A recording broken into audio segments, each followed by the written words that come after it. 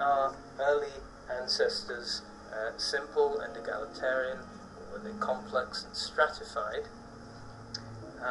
Well, maybe it's the question that's just wrong. Do we have to choose between an egalitarian and a hierarchical beginning to the human story? We don't think so. We think you just have to say goodbye to the state of nature or the childhood of man and acknowledge that the people we're talking about were not just behaviorally like us, but also intellectually like us, philosophically like us, not necessarily in their ideas, but in their capacities. They would have been aware of many later social possibilities. They played around with all of these paradoxes. And equally they fail to understand them, just as much as we often fail to understand why it is that our world is plunging into yet another phase of radical inequality, despite the best efforts of everyone to come up with alternatives.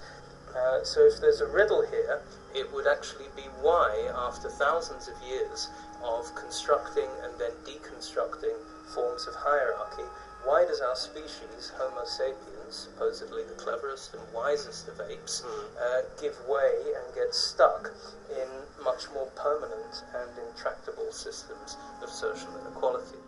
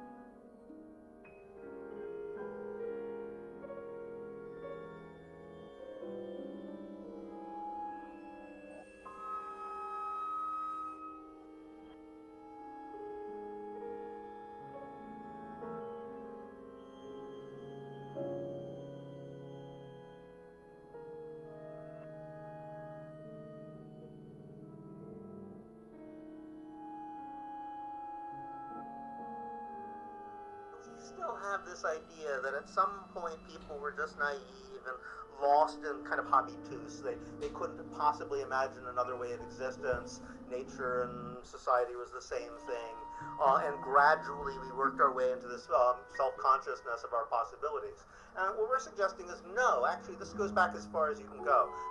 In fact, people used to be more able to play around with social possibilities in the past than we are now. Somehow we got stuck in a hierarchical rut, like they used to set the thing up and rip it down and set it up and rip it down. And one day they didn't rip it down and they forgot they could rip it down, and here we are, Built it in stone. Yeah.